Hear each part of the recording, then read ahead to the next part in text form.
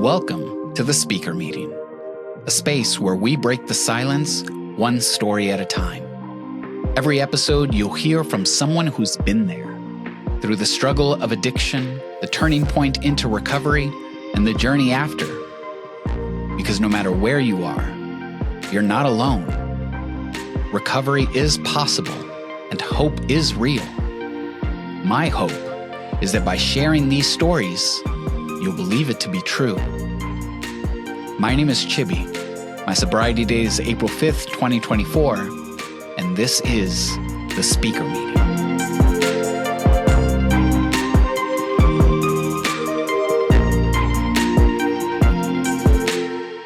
My name is Erica. I'm an alcoholic, among other things, and I've been sober since August 8th of 2021. Awesome.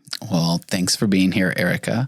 Before we started, I had you randomly pull a tarot card. This is a practice that I started for all of these interviews because I'm gay. So fun. As a way to just kind of ground the conversation, right? And guide it almost sometimes. And the card that you pulled is the Eight of Swords, which shows us the feeling of being trapped, right? But often that trapping is of our own making. It speaks to self-imposed limitations, fear, and the belief that there's no way out.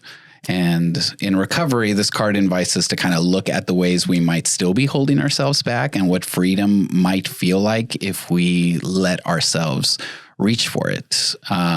Does this card resonate with you in your addiction and or recovery journey? This has been on top of mind today, actually. Well, so just today I was thinking about how many times I talk myself out of things, how many times in life I've told myself no, that I can't do it, that I'm not good enough, that I'm not worthy, that I will fail. So just recently, I've been able to be a part of creating this amazing community center. And when I came out, over 20 years ago now, when I started getting involved in the community, I jumped into wanting to get involved, and I wanted to be involved in the community center. At that time, they were on the outs. They were they had a bad reputation, and they were on the way out of funding. And I had come in and said, I'm going to help. I'm going to, fundraise. I'm going to do all this stuff. And then there was a death. There was some, stuff that went on. And I just was like, oh my God, this is too much. I'm not going to be able to do this. There's no way. This is way above me. And I told myself no. And I just walked away from it. And I still feel bad to this day for that. And then when the community center started to organize again, I was like, I'm just I don't have enough to offer. I don't have the money. I don't have this. I don't have that. There's way more people that are more able. And so I just, so this is just one of the things that I've told myself no. I've told myself no in my career. I've told myself no in my talents. When I first started out, my original aspiration was to be an opera singer. And, I was so gun-ho about so many things in my life in my youth. I grew up around alcoholism and drug addiction. I was like, I know what that looks like. I know what that does. I'm not doing that. Yeah. And so I had my mind at a young age very made up. And, I started to follow those dreams. And then when life started happening, and I had some bad advice from a teacher, and when people started telling me no, I believed them. And I just said, okay, I'm not, they're right. I'm not, I can't do this. It's not for me. And it just, because everybody else told me yes, but it just took one person to tell me no. Yeah. And that's all it took. Yeah. And oftentimes that external validation, what it's doing is validating your internal fears. And you're like, oh, maybe I should listen to these fears. Right. Yeah. It's interesting too. Like I said, when you pulled this card, it was the card that I pulled for last night's meeting. Somebody on a previous episode described living in addiction as a comfortable misery, right? And this like self-imposed misery that we live in because it's what we know and it's, comfortable until it's not, right? And then when we're able to kind of like lift that blindfold, right, it illuminates us to a life that we didn't know we could have. And kind of similarly, like when we were able to kind of shed our fears, it opens up a world that, we never thought possible because we were holding ourselves back. Yeah, well, it's more like what everybody expected of me, I think. It's like, this is what society, this is what even family, this is what my parents, this is all that was expected of me. Even going to college and,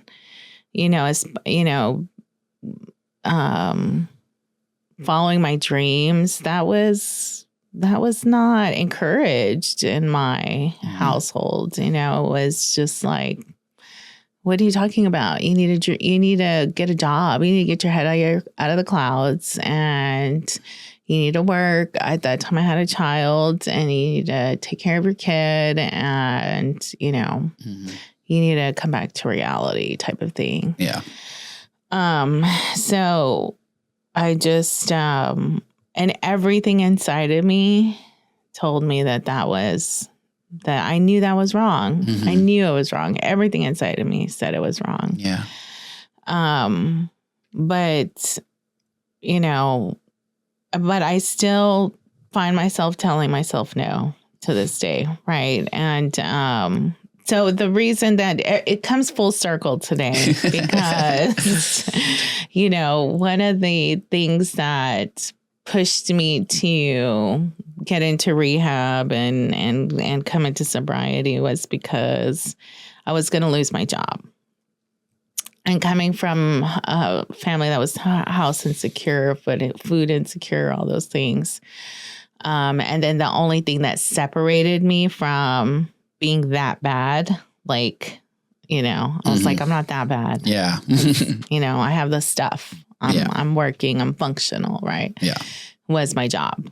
Like, that was the only thing that made me like a good mom, because I was, providing. And that was the only thing that made me a productive person and an adult. And, that was really the only thing I had going for me was, at that time I had my job for 18 years. Right. So I was like, I could say that. Yeah. I used to make the joke. It was the longest relationship I ever had. Yeah. And it still is. Yeah. But, so I was about to lose my job. And I was like, okay, like I can't lose my job. Like that put enough fear into me to be like, okay, something's not right. Something's got to change. I have to change something. And even though like when I went into rehab, really it was me in my alcoholic thinking saying, okay, like I'm going to scam all of you.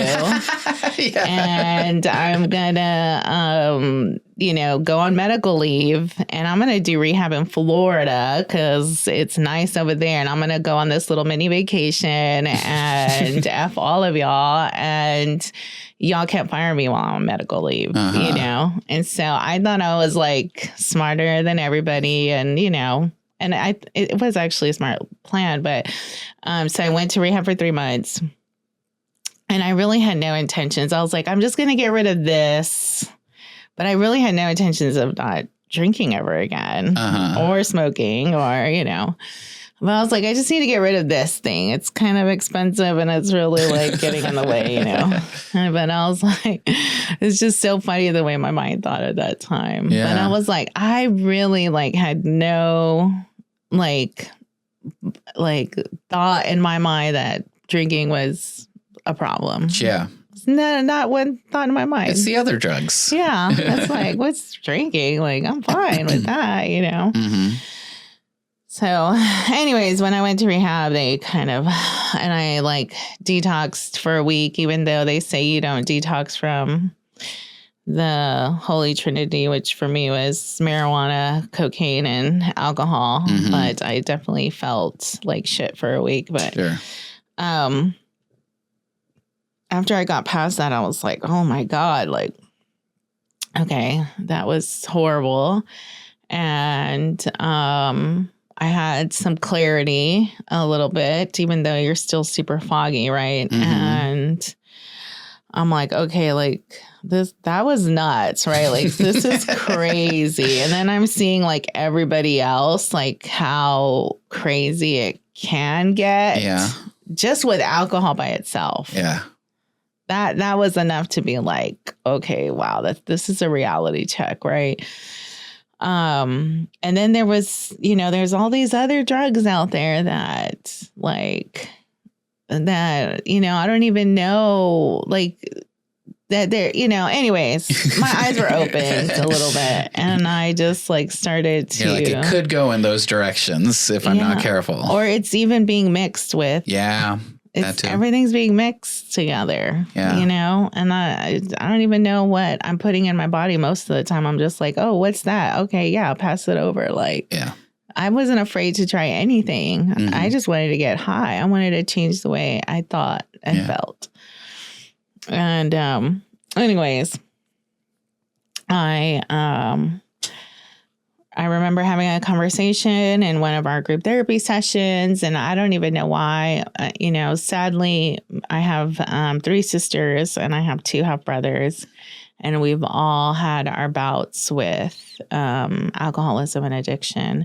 Both of our parents, me and my sister's parents, passed away from. My dad passed away from cirrhosis of the liver at 45, and my mom passed away from a pill overdose. And I think she was 58. Like she was still young.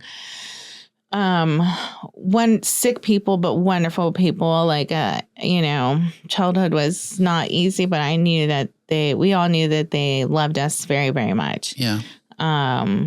And beautiful, talented, just not well, But I was complaining about one of my sisters. She was in the streets, like completely strung out. And I think I was doing the whole comparison game thing. Mm-hmm. And he said, what makes you different than your sister? And I'm like, well, I have this, I have that. He goes, you're not there yet, And yet being the key word.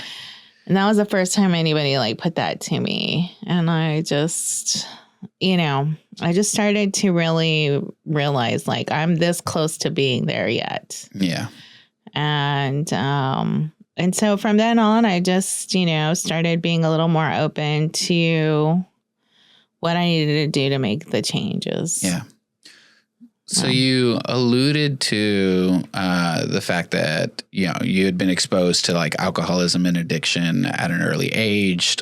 Your parents both passed away from complications with battling addiction. When did that then, and you had said that like, I'm going to stay away from this. This is not for me, like when did that change? Like what started kind of like the relationship with substances or addictive behaviors? And then how did that evolve? I was a total late bloomer. I was the goody two shoes out of my sisters. I'm the oldest. So I was kind of like the parent to my sisters and my mom, really. My mom partied all up until like I was probably around 11 or 12. And then she became like Pentecostal. Like she was just like went from one extreme to the other. And then, when my sisters started kind of rebelling, I was still like trying to parent them and stuff. And so there's just a lot of stuff that went on there. Then there was like a lot of religious trauma and stuff going on. Mm-hmm. But I really, I think really, honestly, the only thing that got me through that period was a connection to a higher power for myself, even though it was super unhealthy the way it was relayed to us. But that got me through that period. And so I really held on to that even when I moved away. I moved out of my home when I was like 3 days after I graduated high school. I just had to get the hell out of there. Yeah. Very unhealthy, time. And so I really like just stayed connected with my church community, and I went wild at first, and I got pregnant and all that stuff.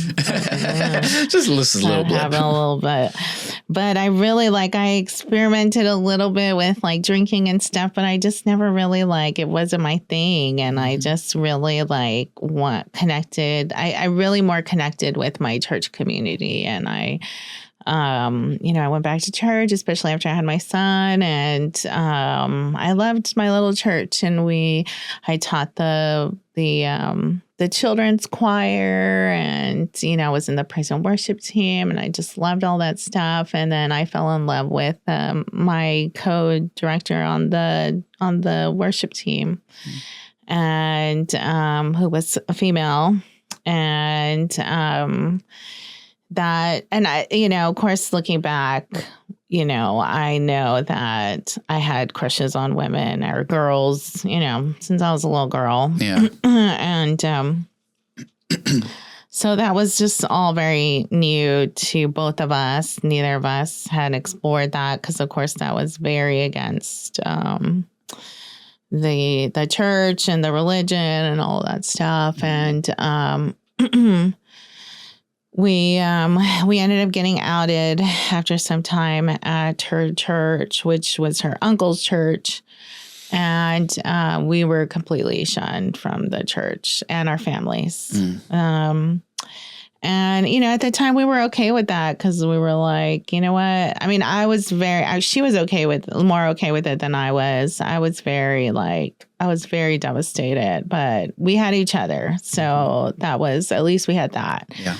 And, I was working. She was she was getting her teaching certification. She finally was teaching. We got a place in the neighborhood. Everything was good. And for the first time ever, we were exploring. We were exploring the gay bar scenes. Okay. But we were just kind of dipping our toes in it. We were not big drinkers or nothing like that. Mm-hmm. And, we just lived a very simple life. I had my son. She went to work. I went to work. We traded off hours, had dinners together. It was just very simple. And then one day, she got in a car accident. And she passed away, and she never came back home. And then I was left by myself. My family still just didn't have any compassion. Wow. They just didn't come around. And I mean, her family, they were very kind. But they were comforting each other. So I was really kind of left by myself. And, there was a few months where I just thought about running my car into the wall, with my son in it. I just didn't want to be here anymore. Yeah. I just thought God had betrayed me, that everybody, my family had betrayed me, our church had betrayed us, my community. I just was alone. Mm-hmm. And I didn't have anything or anybody to turn to at that time. And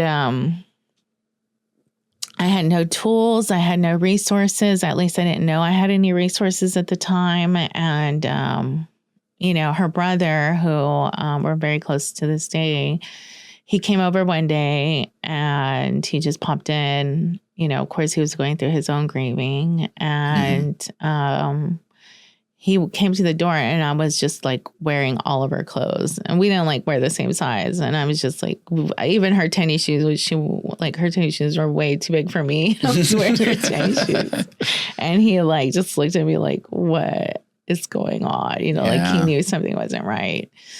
And so like after that, he just never left my side. But as a result, like he was like, we're going to go drinking. Like, let's go drink. And that's what we did, you know, to take our mind off of things. Yeah. And like, that was all new to me, you know, but that's what we did for the next 20 plus years. And it started out like fun and okay, you know, and I wasn't afraid of drugs or alcohol because I had seen it for majority of my younger years, you know, and I knew what cocaine looked like. I seen my mom do it in front of us. Like I knew what alcohol and drugs and pills and all that stuff looked like. Yeah. And so I was just like, I just really wanted to change the way I felt at that time. Yeah. And so we just started going to parties and after parties, and we met people right away, and they took us in. They loved us and what felt like love, you know, and they accepted us and they didn't judge us. And we, and so we dove right into the scene. Yeah. And I mean, I'm grateful to that because if we didn't have them, I wouldn't have had anything, you know? Sure.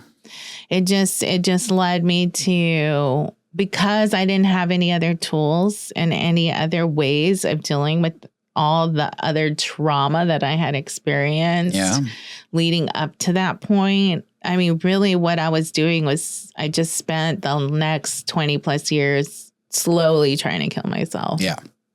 Exactly. And slowly, like, and just dealing with things in the very wrong way. Yeah. And continuing to tell myself no to things. And I still, you know, I got my job and I just worked really hard, but I drank all the way through that. And the drinking, I started with like a Cape Cod, you know, and a little 20. And it just, I don't even know how or when it escalated, but it got to the point at the end where I was soliciting myself online because I got a rush from that. And I got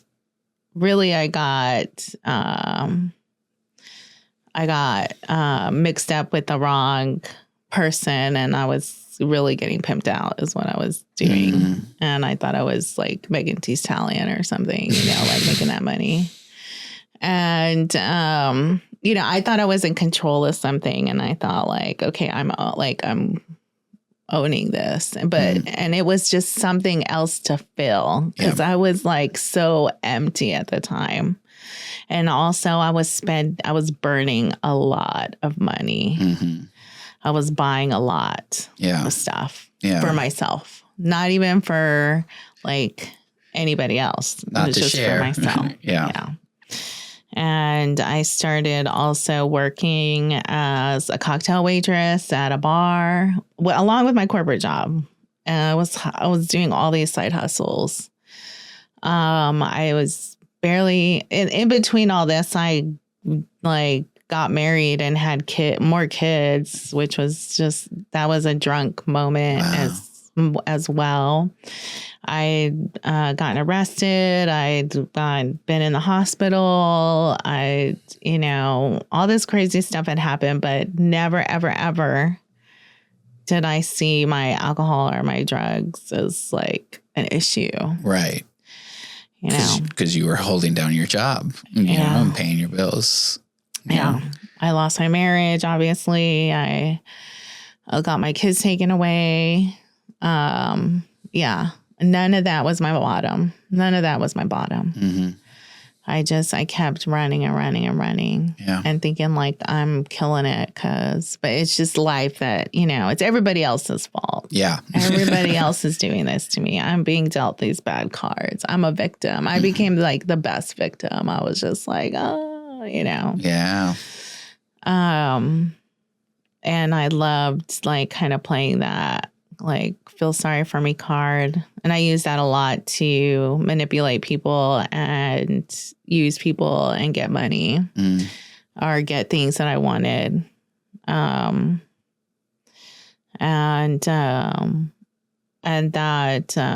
that was power for me too. I became addicted to that as well.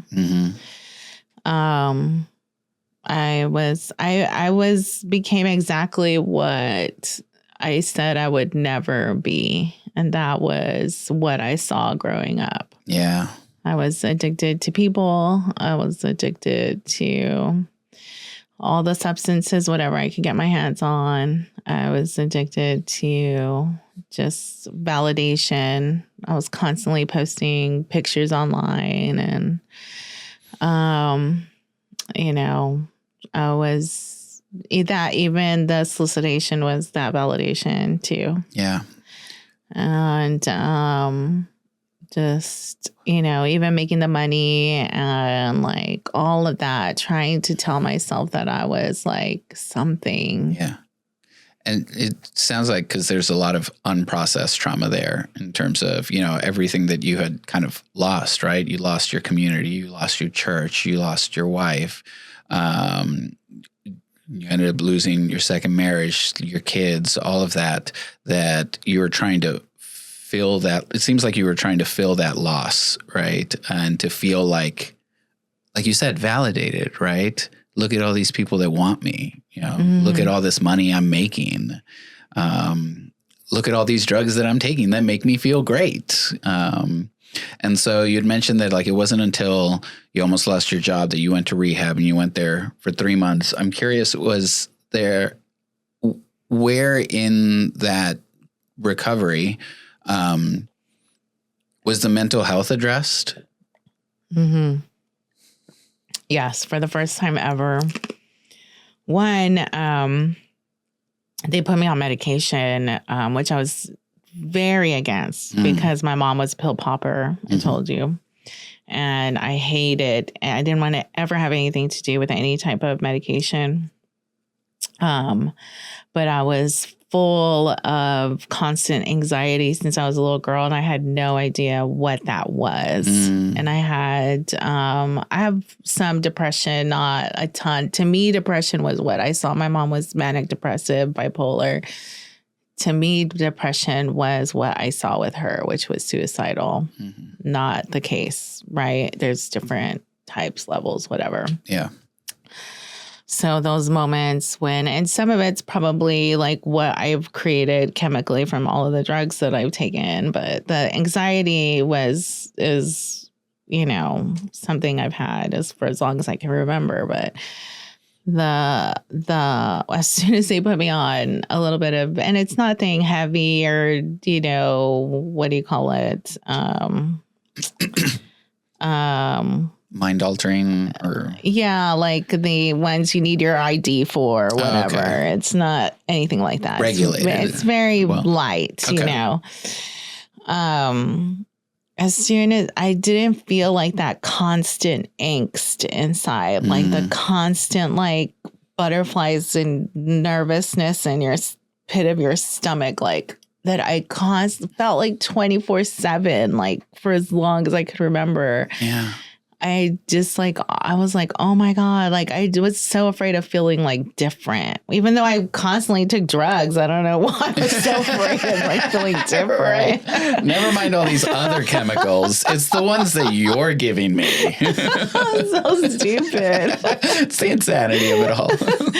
What else? I just like instantly did not feel that and so that was amazing. I was like, oh my God, I just feel like this was what normal feels like, And I'm glad you bring that up, because oftentimes there's a stigma around recovery around taking prescription medication, right? Because it's like, no, that's going to alter you.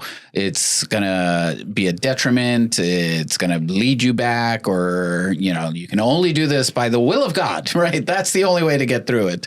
But to your point, there's often underlying mental health concerns that, a properly prescribed medication can help with that. 100%. Yes. I think that's a very dangerous way to think or to even suggest to people. I think people need to be more aware and to become more knowledgeable about harm reduction. Because if you're getting off of heroin and you're smoking a little bit of pot to tell somebody that they're doing it wrong or they're not sober or that, they're not welcome or something, I think that's not, I think we need to accept people for where they're at. Yeah. And to continue to encourage. I mean, it's I think for me, the ultimate goal for me is to be off of substances that change the way I think and feel. Yeah. But, everybody's at a different place at different times. And, my ultimate goal is not to be off of my medication because I have tried it several times and it doesn't work for me. And that is, as long as I'm not abusing my medication and I'm getting it prescribed, I'm not getting it from like Joe Blow down the street, right? Yeah. Like I know that I'm not doing anything that is whatever. Yeah, but I'm not risking your doing sobriety anything or wrong. breaking it. Yeah. I think that definitely, just like we take cold medicine or whatever, as long as I'm not downing a bottle of NyQuil, right? Like I'm not taking it with the wrong intentions. Yeah. I'm taking it because I have a freaking cold. So I can't stand it when people suggest that. Yeah. So the medication was one part of treating the mental health issues. Yes. And then we did a ton of therapy. So for the first time, I had talked to a therapist for the first time ever in my life. And there was a ton of group therapy. And I had the privilege of working with some really, really amazing therapists. So I was in the right place where I was supposed to be. Yeah. I did some like inner child work and, and they took me back to my childhood and like kind of, I have an amazing therapist today that I'm so grateful for, where she's helped me recreate like some of those memories. And I don't like, it's just, I get to like be there for myself in those moments and take care of myself and like be safe in those moments. Yeah. And that's what I can hold on to rather than run from it. Yeah. Yeah. And it's magical. I'm like, what? That's all I had to do now. But I mean, of course somebody has to walk you through that, but it's just wild. Like what the energy that it's just, and it's literally like walking back in time and like recreating that moment is pretty amazing. I mean, it kind of goes back to the Eight of Swords and taking that blindfold off, right? And kind of confronting it and realizing that it doesn't have power over you. Yes, that's exactly what it is. Yeah. And so you had mentioned when you went to rehab, you had no intention of giving up the drinking, right? What changed? Or the pot. Okay. Or the pot. Specifically the pot. Where did that shift happen? They helped me realize that they all went together. And I realized that to be true for myself. Like I knew, and I tested it later. I did have a relapse, right? Like if I started smoking pot, because that's where it would start for me, right? Like I just have a little smoky smoke. Because I'm that type of alcoholic or addict or whatever you want to call it. It's all the same to me, right? If I just start with a little smoking, that's eventually going to lead me in my highness to be like, I could have a drink. Yeah. Like, that's so easy. Like, I'm not really an alcoholic. I tell myself that when I'm sober sometimes. But I know that I'm not high, so I'm not actually going to take the drink. Yeah. But if I'm high, that's just me one step closer to taking that drink. Yeah. So I will take that drink. And if I'm drunk, I'm going to get some blow. Like, that's just the way it's going to roll. Yeah. Like, all three of those go together for me. Yeah. And then if I'm on blow, then I'm going to start like hooking up with a John. Like, that's just like easy. It's so easy the way it just flows. Yeah. It just flows like that for me. Yeah. So then you said you went out, you fucked around, you found out, you realized that it wasn't, Yeah, it wasn't I just did feasible. the pop, but it was just like, that was enough for me. First of all, I was paranoid as F. Like, I was all like, once you know type of thing. When they say that, like, that is so true. I was all like, I'm not drinking. I remember saying that to somebody. They were like, I don't care. Like, what are you talking about, psycho? And I was just like, oh my God. I was just such a geek. Mm-hmm. I just totally was like, it was not enjoyable. It was not enjoyable. And then like I told on myself every single time, but I kept doing it I did it like 8 times. I don't even know. Like, I kept doing it. So I got kicked out of OP, I think, outpatient. They were like, they let it go like the first time. And then the second or third time, they were like, we can't keep you, like, because you keep relapsing. And so I was like, aw. And then my sponsor, who I adore, who I still have, I've had the same sponsor for the last 4 years. Yeah, I was 4 years in February. But again, I'm only sober since August. She was like, I have a 3 strikes rule. She says, I have, because she has like 10 sponsees or whatever. It's just crazy. She's like, if you don't want to work this, there's somebody else that will. She goes, you're taking time away from somebody else that really wants to work this program. Wow. And I was like, and I have abandonment issues. So I was like, no. Yeah. So, and I just knew what the next thing was going to happen. I already knew. Yeah. So I just was like, okay, I'm done. I'm really done. Yeah. So I just let it be. I was able to be done. That's awesome. So then what does recovery look like for you today, and how do you keep moving forward? So perfect example. I forgot to finish my story about the job thing. So the full circle thing. So I was so like freaked out about losing my job, right? Because that was the only thing that like I had that mattered to me. Yeah. Well, like, I don't know if this is going to happen, right? It may not happen, but eventually it will, because the field I'm in is eventually going to be taken over by AI. Okay. But they just announced recently like that I could be losing my job soon. Okay. And I was just having a conversation with my partner. I have a partner now. Oh, okay, great. And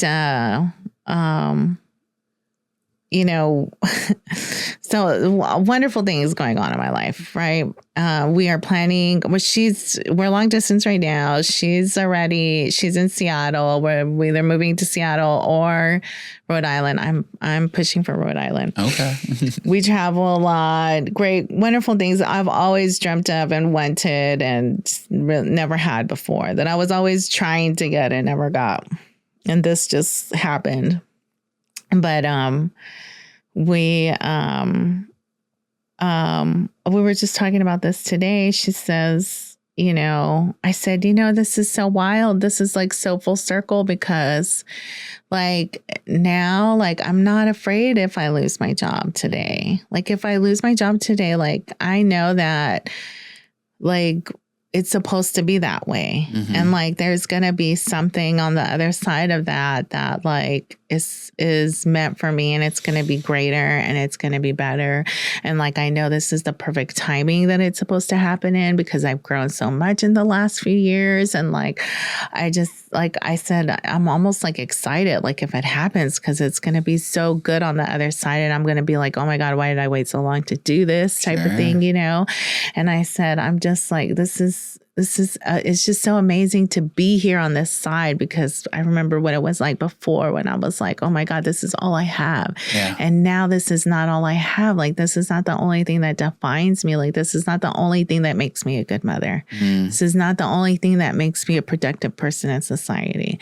This is not the only thing that, you know, makes me an adult. And like, this is not the only thing I have going for me anymore. Yeah. You know? And then my partner said, like, what would you do, like, if we weren't moving, right? Because we were moving together, obviously. And I said, nothing against our relationship, honey. I said, but even if we were not, I said, you know, even without you, I can stand on my own 2 feet. Yeah. And I don't need you, because I have my higher power and like myself. And I have the tools. I have the tools to deal with life today on my own. I don't need another human being. I don't need a hustle. I don't need, you know, a scam, a manipulation, a nothing. Yeah. I can just do this, making good decisions, doing the right next thing. And like, I have to like do steps, and it's going to take work, and it's not going to be easy, and it's scary, right? Because it feels like I'm going to be jumping off of the edge of a cliff after 22 years at one company, you know, but it's going to be like so wonderful when I get to the other side of it. And I know that for a fact. I have no doubt in my mind. How beautiful it's going to be on the other side. And I don't have to tell myself no anymore. Yeah. And that's the beautiful part of it. It's and it's almost emotional because it's just so amazing. Yeah. And I have to remind myself not to tell myself no. And like this community center and the work that I've been able to accomplish with it, it's just a reminder of like, you can do those things. You can be a part of something bigger than yourself. You can accomplish so much. Like, look what you were a part of. Look what you did. It's just so beautiful. And I'm so proud of the work that I got to be a part of. Yeah. And now you can, like they say, accept life on life's terms because you have the tools to deal with it. I have the tools. I have the community. I have all the tools, right? My medication, my therapist, you know, my sponsor, my family, my friends, all of my network. Like, it's just the relationships that I've been able to build today. You know, one of the last parties I had, and I'll never forget this, I was just so lonely during that time. I was so desperate to for a relationship, for somebody to love me, for friends, you know, and I was never an isolated drinker. I was never one for isolation, but I drank myself into isolation. And I'll never forget, I was with my best friend, and the one I talked about before, and we were up till the wee hours of the morning, and I could remember hearing the birds chirping. And I said, I don't know. Do you know what it's like? I just don't feel anything anymore. I just don't feel anything anymore. Yeah. And he's like, no, girl, I don't know what you're talking about. And I was like, he goes, you need to check on that, you know? And I thought, like, oh my God, like I'm just so completely empty and void inside. Yeah. And, you know, that's why like nobody's attracted to that. Nobody wants to be around that, you know, like that's not, you know, I didn't have anything to offer really when you're empty inside. And that's what happens when you when I used and drugged to be numb from the pain, and I used and drugged and drank to the point where I was just completely empty, completely, from happiness, from joy, from laughter. I couldn't cry at my mother's funeral. I was so numb. Yeah. Like so numb. It just took everything away. Yeah. That's what the point that it got me, that it can take you. And now you describing kind of where you're at, that full circle moment, that feeling of like, even if I don't have this job, even if I don't have this relationship, et cetera, I can do it. I can tell myself, yes, I can make it through this life. Like it feels like a freedom of some sorts, you know, that you've kind of like unshackled yourself from your fears, right? And from whatever is weighing you down. And now whatever comes at you, you're like, I got this.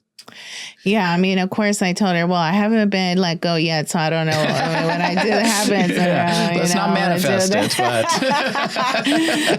you know, in the moment, it's gonna like be scary, but like I know like I have the tools and it's gonna be fine, you know, ultimately. But I have to, in the moment when the things happen, I have the tools to talk myself out of the panic because I do get into the moments of fear and panic, because of course, like I'm a human being, but life still happens. But then I just have to like, okay, let me recenter myself and then just like talk myself through this. What needs to happen next? Yeah. Right. What steps do I need to take? Yeah. Because I always need to take some action, right? But I need to listen for the action. Like what action do I really need to take? And when do I need to take the action? What needs to happen next? Yeah. So I need to be very intentional and strategic about those things. Those things I have learned because I used to be very impulsive and like try to make things happen. And so I have to be very careful about that stuff today. But impulsive? An addict? You don't say. So I try to be more aware. Which, this move is a very perfect example of that.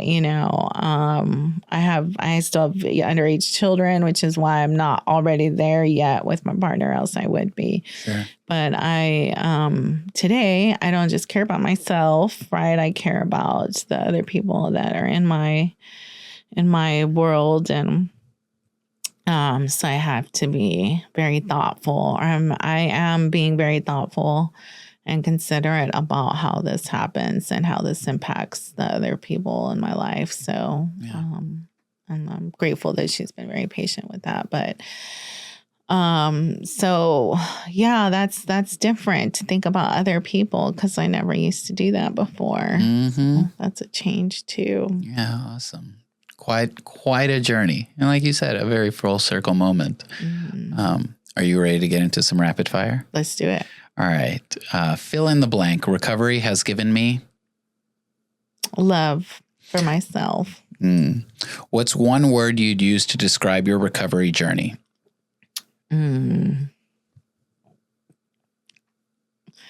Freedom. What's a daily habit or ritual that keeps you grounded?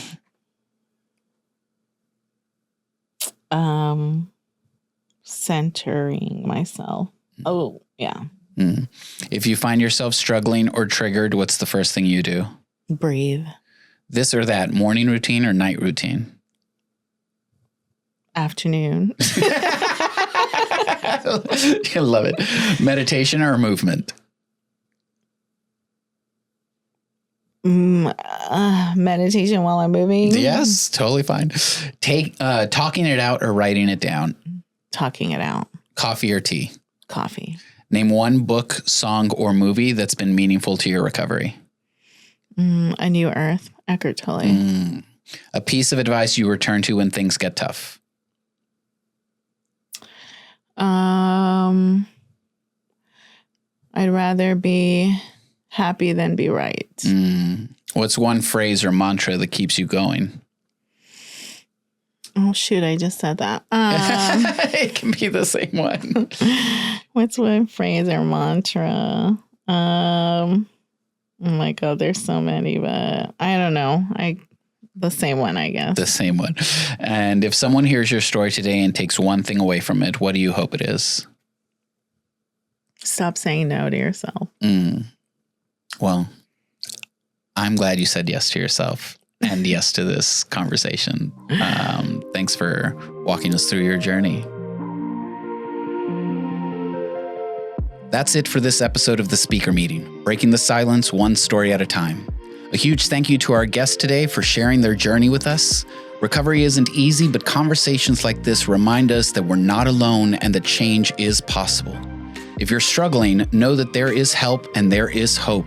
You don't have to do this alone. For immediate support, you can reach out to the Substance Abuse and Mental Health Services Administration Helpline at 1-800-662-HELP.